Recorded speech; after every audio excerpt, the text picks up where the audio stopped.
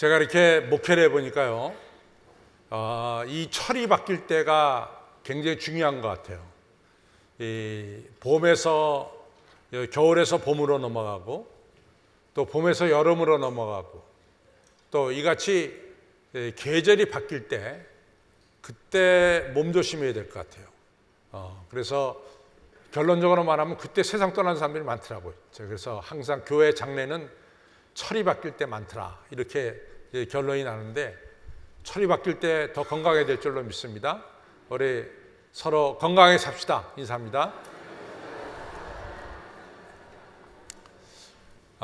성경을 읽다 보면은 아쉬운 면도 있고, 또 우리가 본받아야 될 사람들도 많이 있습니다.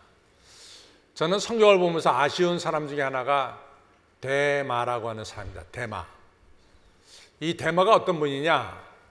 이 사도 바울이 로마에서 복음을 전할 때 사도 바울의 오른쪽에는 누가가 있었고 왼쪽에는 데마가 있었다, 이렇게 얘기합니다. 그러니까 로마를 복음화하는 데 있어서 사도 바울과 함께 복음을 전한 삼총사, 사도 바울, 누가, 데마, 이렇게 됩니다.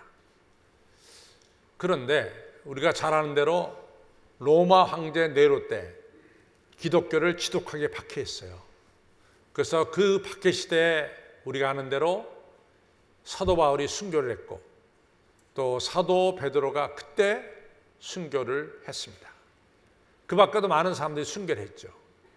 그러니까 박해가 엄청났을 때 그때 많은 크리스천들이 사실은 기독교를 떠나는 사람들이 많았어요.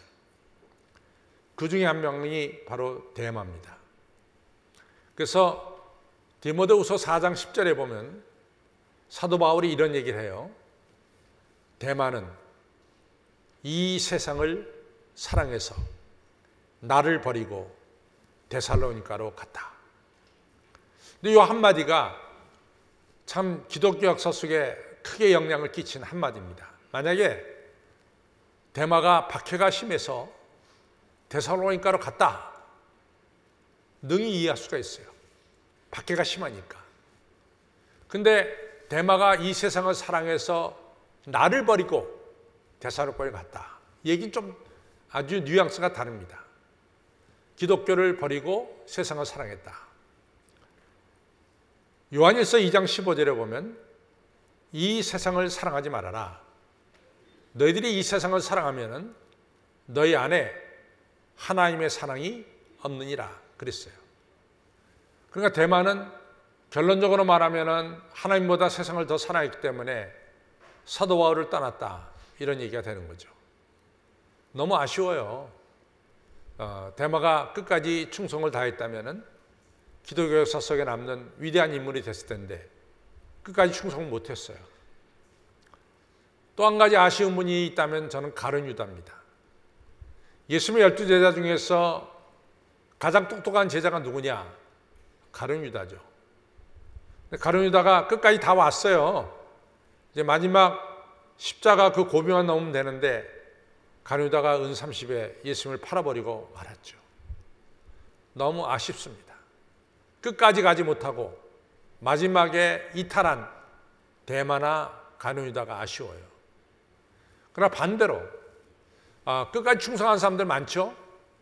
우리가 잘 아는 대로 아브라함은 75세에 부름받았죠. 창세기 12장에. 그 아브라함이 세상을 떠날 때가 창세기 25장인데 그때가 175세입니다. 100년 한 세기 동안을 한결같이 아브라함은 신앙생활 잘했습니다. 모세 80세에 부름받아서 40년 동안 120세 하나님 나라 갈 때까지 신앙생활 잘했죠. 저는 성경에서 우리가 귀중히 여겨야 될 부분이 많이 있지만 그 중에 하나가 저는 히브리서 11장 33절로부터 38절에 나오는 내용이라고 생각합니다.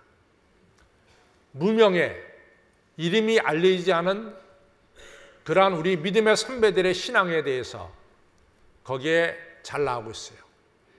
그들은 채찍에 맞았고 또 그들은 돌로 침을 당해서 죽었고 톱으로 켬을 당했고 톱으로 사람의 시체를 톱으로 썬 거예요. 그것을 당했고, 칼로 죽임을 당했고, 불로 괴로움을 당했고, 소나 양이나 염소의 가죽을 뒤집어 쓰고 사나운 맹수들의 밥이 되었지만은 끝까지 신앙을 지켰더라. 이것이 바로 히브리서 11장 33절로부터 38절에 나오는 사람들입니다. 너무 훌륭해요. 채찍에 맞는 건 기본이에요. 돌에 맞아 죽습니다. 생사람을 톱으로 썰어 예수 믿지 말라고. 근데 예수 믿는다고 그래요. 또 이 소와 양과 염소의 가죽을 뒤집어 씌우고, 그리고 사나운 짐승들 틈에 보내요. 사나운 짐승들에게 물려 죽습니다. 그럼에도 불구하고 흔들리지 않고 신앙생활한 이 믿음의 선배들, 너무나 훌륭하다고 저는 생각합니다. 전에도 얘기했지만은 저는 터키를 가는 분들에게 갑바도기아도 좋고 또 터키에 볼 데가 많습니다. 이스탄불도 좋고. 그런데 또 에베소 당연히 가야죠. 저는 에베소 옆에 있는 이즈밀 서머나라는 곳에 꼭 가도록 권유합니다. 한 1시간 거리인데 거기 가보면은 소위 말해서 서머나 교회가 있어요. 그 교회에 가서 보면 벽화가 그려져 있는데 그 벽화는 서머나 교회 감독인 폴리캅 감독이 순교하는 그림이 그려져 있습니다. 근데 그 그림은 누가 그렸느냐? 레이몽드 페레라고 하는 프랑스 화가가 그렸어요. 저는 그 그림이 너무나 감동적입니다. 이 폴리캅 감독이 86세가 됐습니다. 근데 로마 총독이 폴리캅 감독이 너무 존경스러운 분이에요. 근데 그때 황제 숭배 사상이 아주 대단할 때인데, 폴리캅 감독이 황제에게 신이라고 그러겠어요? 안 하지. 그때 모조리 죽이는 거예요. 폴리캅도 죽음을 당해야 되죠. 근데 로마 총독은 폴리캅 감독 같은 분은 살아야 돼. 너무나 훌륭하기 때문에 죽으면 안 돼요. 그래서 총독이 감독에게 사정을 합니다. 감독님, 딱 한 번만 예수님 모른다고 하여 주세요. 제가 방법을 써서 감독님은 살려내겠습니다. 그때 폴리캅 감독이 말씀하기를, 내 나이 86세입니다. 86년 동안 우리 예수님은 한 번도 나를 모른다 한 적이 없는데 내가 이 나이에 몇 년 더 살겠다고, 내가 하나님 모른다고 나 말할 수 없소. 그래서 화형을 당해서 순교당하거든요. 근데 그게 아니라 그 화형당하는 그림이 그려져 있는데 그 옆에 한 그쪽 구석에 아주 이렇게 촬영하는 모습으로 서 있는 한 젊은이가 있어요. 그 그림과는 좀 어울리지 않는 현대판 옷을 입은 젊은이. 그 젊은이가 누구냐? 그 그림을 그린 레이몽드 페레예요. 왜 그랬냐? 나도 폴리캅 감독처럼 끝까지 신앙을 지키면서 순교하기를 바랍니다. 거기에 그렇게 들어있어요. 정말로 감동을 주는 그런 그림입니다. 제가 성경을 읽으면 읽을수록 참 성경이 무서운 게 많아요. 그것은 뭐냐면은 성경을 읽으면 읽을수록 정말 성경 속에 들어있는 중요한 신앙은 뭐냐? 너는 순교적 신앙을 가지고 신앙생활 하느냐? 아니면 그렇지 않느냐? 이걸로 갈라져요. 보통 때는 성경을 읽으면은 거기까지 못 들어가는데, 그러나 성경을 해가 지나면 지날수록 자꾸만 읽으면 읽을수록 결론은 그거예요. 너의 신앙은 순교적 신앙을 가지고 있느냐? 우리가 이 신명기 6장 8절을 쉐마라고 부르죠. 이스라엘아 들으라. 하나님은 오직 하나이신 하나님이니 너희는 마음을 다하고 성품을 다하고 힘을 다해서 주 너의 하나님을 사랑해라. 이게 뭐냐 말이죠. 마음을 다한다는 것은 heart, 우리의 심장을 다하는 거고, 성품을 다한 것은 네페시라고 해서 목숨을 다해서 하나님 사랑하는 것이고, 힘을 다한다는 것은 너 최선을 다해서 하나님을 사랑해라. 다시 말해서 하나님을 섬기는 신앙은 네가 생명을 바쳐가면서 신앙생활을 해야 된다 이거죠. 그거를 다른 말로 말하면 순교적 신앙이죠. 근데 중요한 사실은 우리가 순교적 신앙을 가지고 신앙생활을 할 때는 하나님께도 영광 돌리고 다른 사람들도 변화시키고 감동을 줄 수 있어요. 근데 이런 순교적 신앙이 아니라 순교적 신앙이 아닌 신앙으로 신앙생활을 한다 그럴 때 결론적으로 보면은 우리는 하나님의 영광을 가리게 되고 다른 사람에게도 좋은 영향이 아니라 나쁜 영향을 끼치게 될 경우가 많다는 거죠. 우리가 아시다시피 사드락과 메삭과 아벳느고가 이 바벨론 시대에 죽으면 죽으리라는 그런 신앙 가지고 풀무불 속에 들어갔을 때 느부갓네살 왕을 변화시켰고, 그리고 많은 사람들에게 이같이 감동을 줬어요. 그러나 가룟 유다처럼 어려움이 닥쳤을 때 예수를 은삼시에 팔아버리면 얼마나 많은 사람들에게 상처를 주고 본인도 비참해지는지 우리가 성경에서 잘 알고 있습니다. 순교적 신앙은 하나님께 영광 돌리고 나도 살고 하늘의 미랄처럼 많은 생명을 살리는 이런 신앙이지만, 순교적 신앙이 아닌 경우에는 사실은 하나님의 영광을 가릴 때가 너무나 많다는 거죠. 그래서 힘들지만은 여러분과 저의 신앙생활은 결론적으로 말하면은 순교적 신앙생활을 해야 된다는 얘기예요. 순교적 신앙생활. 너무 어려워. 그러나 순교적 신앙생활을 해야 된다는 거죠. 그러면 순교적 신앙생활이라는 게 뭐냐? 오늘 우리가 읽은 본문에 잘 나오고 있습니다. 어느 한 사람이 예수님한테 오더니 예수님, 제 예수님을 따르겠습니다. 그래요. 얼마나 좋아. 자진해서 예수님을 따르겠다 그러는데. 근데 예수님은 딱 한마디로 그럽니다.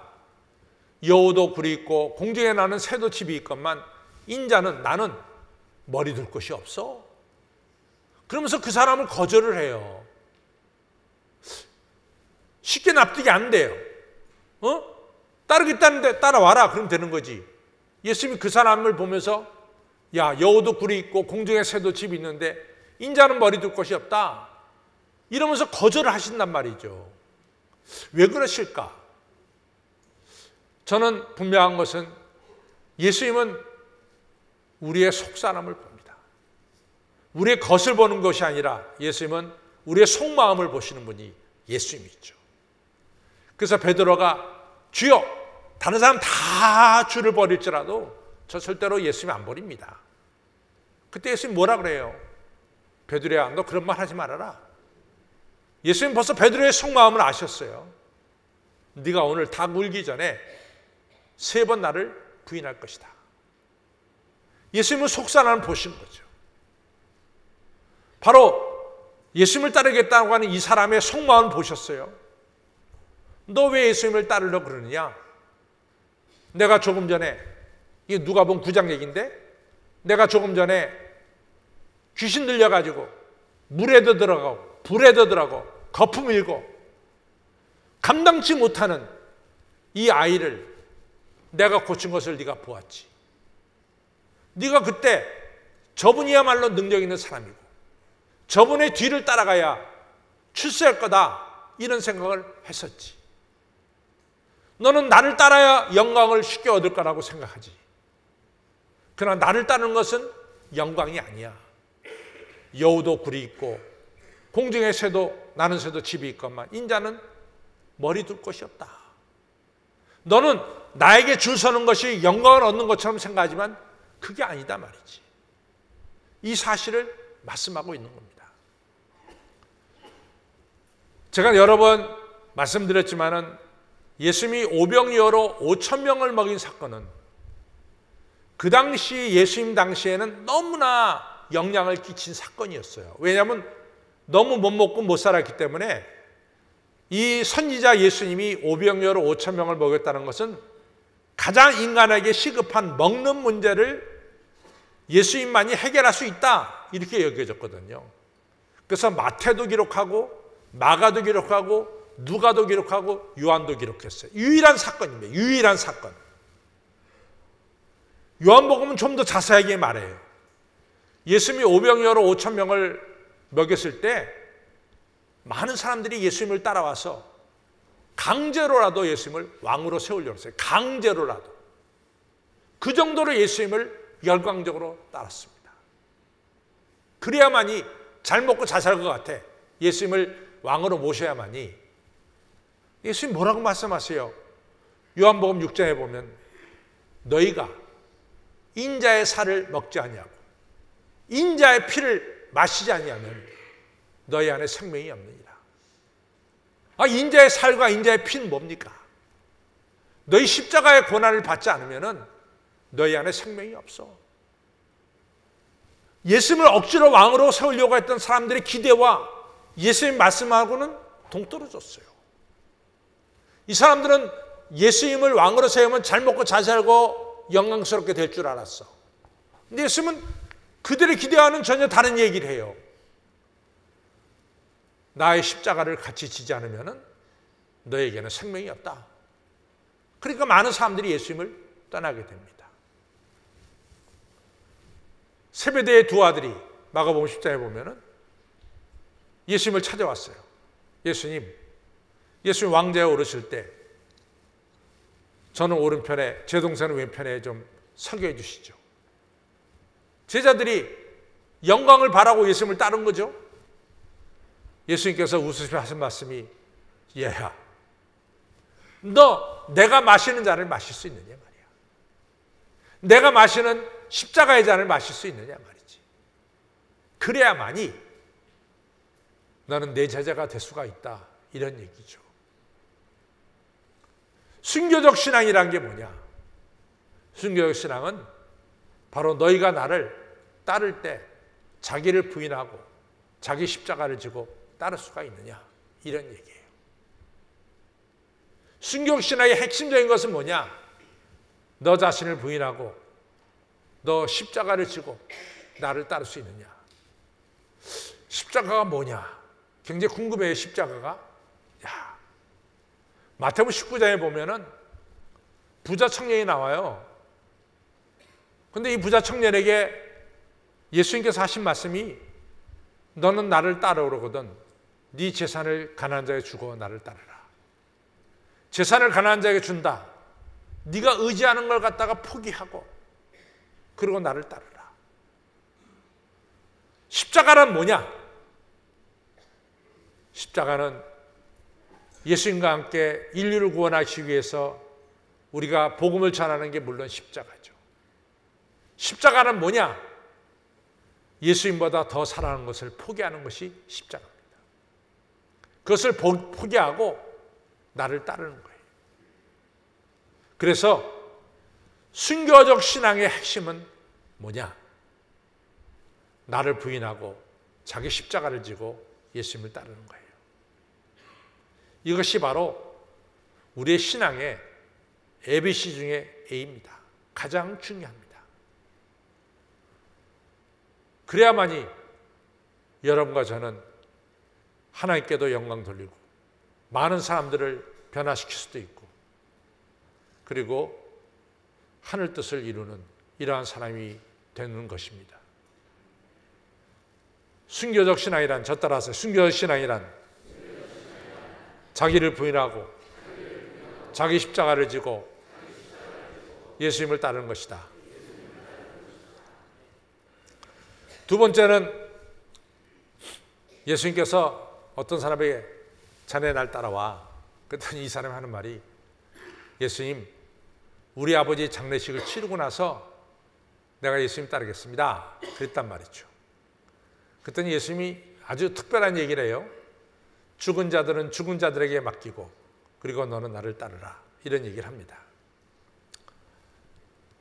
여기서 중요한 것은 순교적 신앙, 예수님을 따른다는 것은 뭐냐? 바로 즉시로 순종하는 거예요. 근데 이 사람은 변명을 딱 댔어. 난 즉시로 따를 수 없어요, 지금은. 왜냐하면 지금은 내가 우리 아버지 장례식을 끝내고 내가 따라야 되겠습니다. 이런 얘기를 합니다.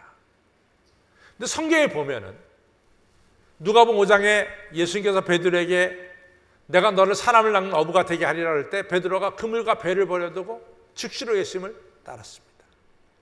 마태복음 9장에서 이 세관에서 세리를 보는 마태에게 너 나 따르라 할 때 세리가 그 즉시에 일어나서 예수님을 따랐어요. 창세기 12장에서 하나님이 아브라함에게 너는 본토 친척 아비 집을 떠나 내가 내게 지시할 땅을 할 때 즉시로 떠났어요. 예수님의 제자들이 된 이 과정을 보면은 머뭇머뭇거림이 없어요. 즉시로 예수님을 따랐다 그 말이죠. 예수님이 오늘 우리에게 요구하는 신앙이 뭐냐? 즉시로 예수님을 따르는 것을 원한다 이거죠. 어떤 분들이 그런 얘기를 해요. 목사님, 나 예수님 이해할 수가 없어요. 왜? 아니, 아들이 아버지 장례식을 치르는 것은 너무나 당연한 일인데 아, 너 참 효성스럽다 칭찬해 줘야지.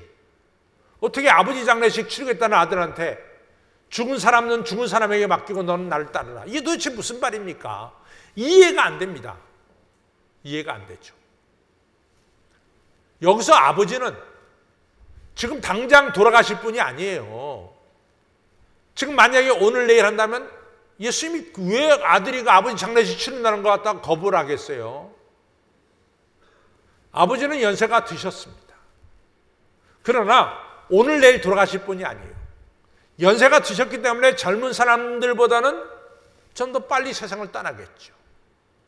그러니까 아버지가 세상 떠날 때까지는 자기는 예수님을 따를 수가 없다는 거죠. 거기에는 여러 가지 얘기가 생각할 수가 있어요. 아버지 세상 떠나고 아버지가 물려줄 유산을 받고 그 다음에 난 예수님 따르겠습니다. 그런 얘기도 되는 거죠.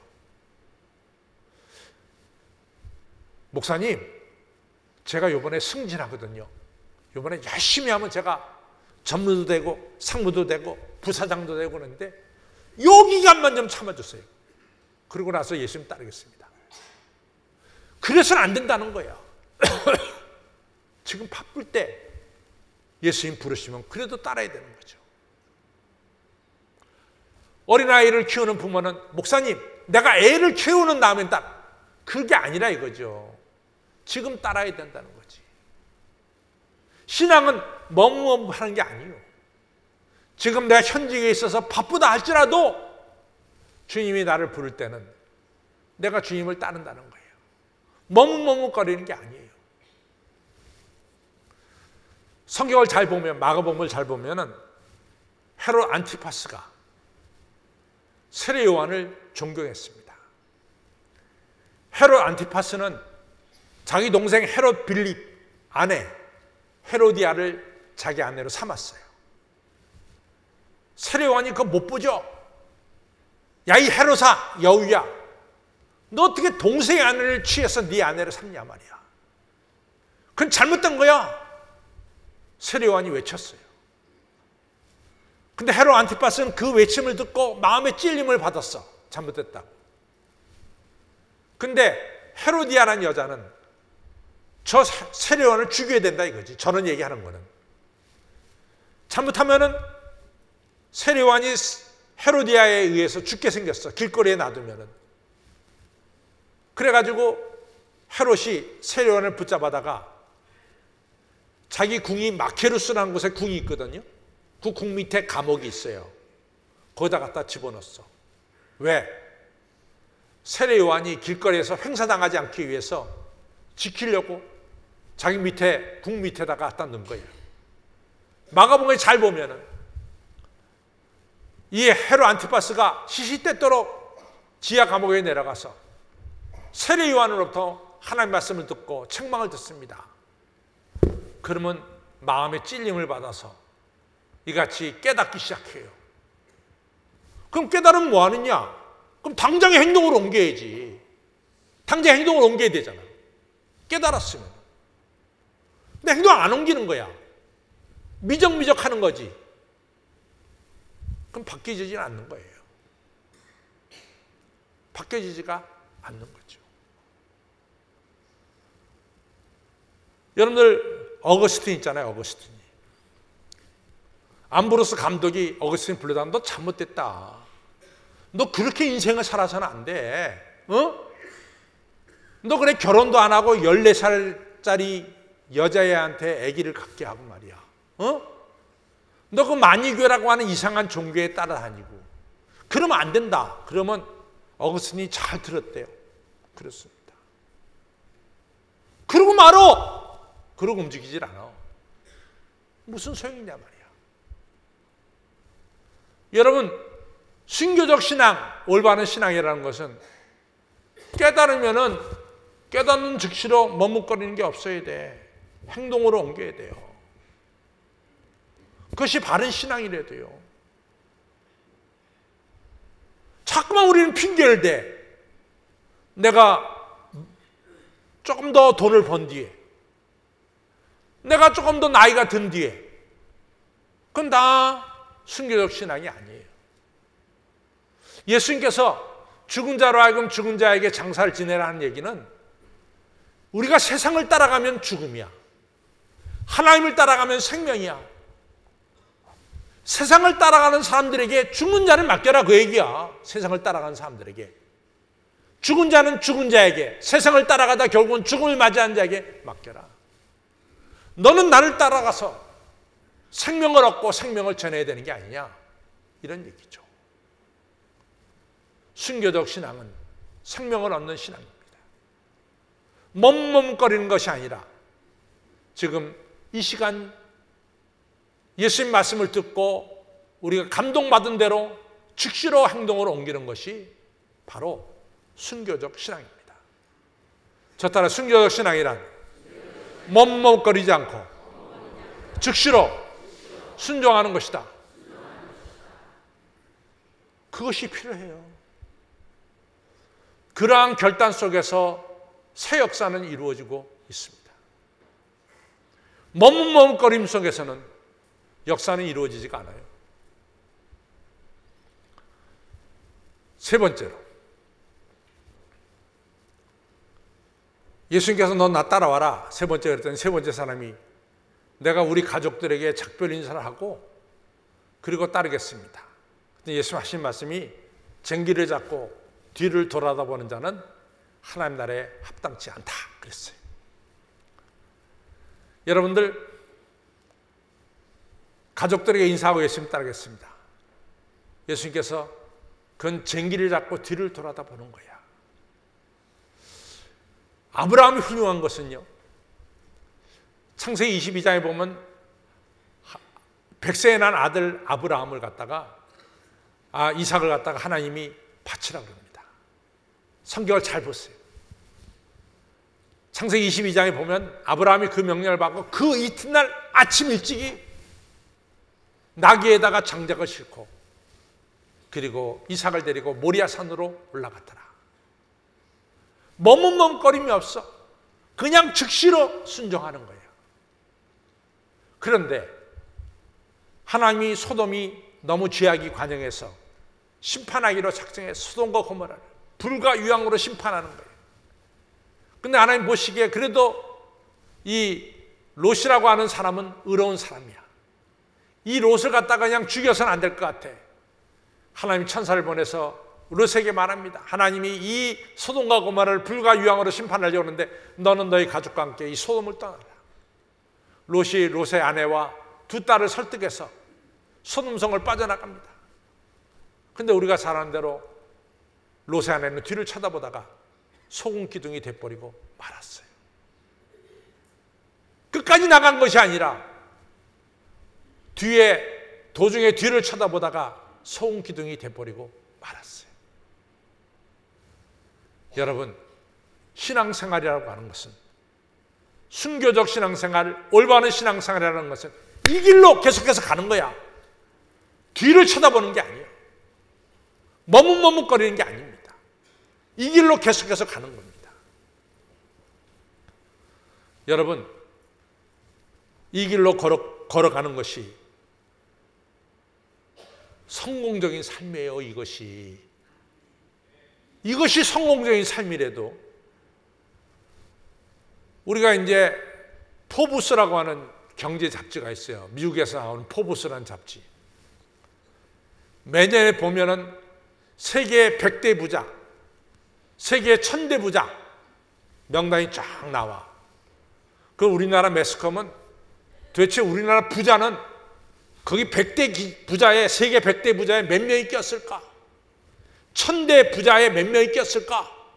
그것을 뽑아서 이 암흑에는 몇 번째 있다. 이렇게 신문에 내요. 그럼 여러분과 저는 무슨 생각을 갖냐면은 포브스의 100대 부자에 들어가고 1000대 부자에 들어간 사람은 지금 이 시대에는 성공한 사람으로 알아. 그렇죠? 성공한 사람으로. 그런데 분명한 것은 지금부터 1000년 전에는 포브스 잡지가 없었어. 1000년 전에는 없었어요. 포브스 잡지가. 앞으로 1000년 뒤에 포브스 잡지가 있을까? 있을 거라고 생각하는 사람 손 들어봐. 앞으로 1000년 뒤에. 1000년 뒤에 없어요. 걱정하지 마세요. 그런 잡지 없어요. 그런데 2000년 전에 사도 바울은 내가 선한 싸움 다 싸우고 달려갈 길 마치고 믿음을 지켰으니 나에게 의의 멸류관이 주어질 거다 외쳤어. 2000년 전에. 근데 사도 바울은 2000년 후에 지금도 있어. 앞으로 2000년 뒤에 사도 바울이 있을까 없을까? 있어요. 여러분과 저는 포브스에 나오는 이름이 부러운 것, 그건 없어져. 조금만 지나면 다 잊어버려.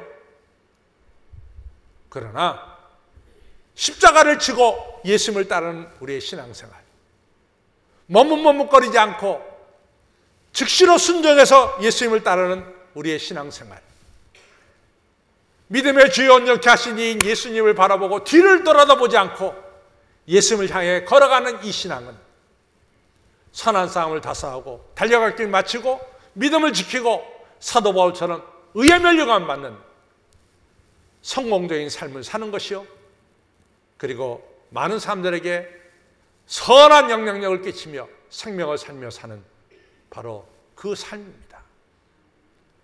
사랑하는 성도 여러분, 여러분과 저의 신앙생활은 십자가를 지고 나가는 신앙생활 되기를 바랍니다. 십자가 없이는 아무것도 안 돼요. 저 따라 십자가 없이는 아무것도 안 된다. 아무것도 안 돼. 십자가를 져야 돼요. 제가 지금도 기억하는 것이,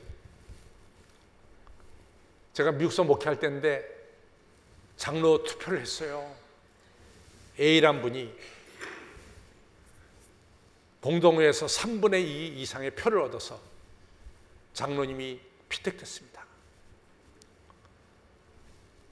그분이 이제 장로님 받아야 되는데 장로님 받기 전에 저한테 찾아왔어요. 목사님, 제가 사업이 너무 바빠요. 사업이 너무 잘 됩니다. 그러니 목사님, 제가 이번에는 장로 못하겠습니다. 앞으로 한 2, 3년 뒤에 제가 그때는 장로를 하겠습니다. 그래서 그랬죠. 나는 지금 투표해서 장로가 됐는데 못 받으면은 지금 투표해서 된 건 무효입니다. 그 2, 3년 뒤에 안 가는 거예요. 이게 무효입니다. 그 2, 3년 뒤에 그때 장로가 되시려면은 또 투표를 받아야 됩니다. 그랬더니 그래도 좋다는 거야. 그래도 좋다는데 뭐라 그래? 그렇게 하십시오 그랬지. 한 3년 뒤에 저를 찾아왔어요. 목사님, 이제는 제가 장로를 해도 될 것 같습니다. 그래요? 공동회를 했어. 3분의 2가 안 나왔어. 장로님 못 됐지. 그걸로 끝이야. 머뭇머뭇거리는 것은 역사를 이룰 수가 없어요. 너무 안타까워. 오늘 여러분들이 하나님 말씀을 듣고 깨달음이 있고 감동이 있으면 즉시로 순종하는 거예요. 즉시로. 머뭇머뭇거려서는 안 됩니다. 믿음의 주여 온전케 하신 이인 예수님을 바라봐야 돼. 뭐 세상이 좋다고 뒤를 쳐다봐. 좋긴 세상이 뭐가 그렇게 좋아요? 새하늘과 새 땅을 바라보는 게 더 좋죠. 뒤를 돌아보지 않고 앞을 향해 나가야 될 줄로 믿습니다. 그것이 성공적인 인생을 사는 길입니다. 시시하게 포브스에 남는 게 아니야. 하늘나라 생명책에, 영원토록 지워지지 않는 하나님 나라 생명책에 여러분과 저의 이름이 기록될 줄로 믿습니다. 그러한 성도님들이 다 되시기를 주님의 이름으로 축원합니다. 다 같이 일어나서 찬송가 519장 부르겠습니다.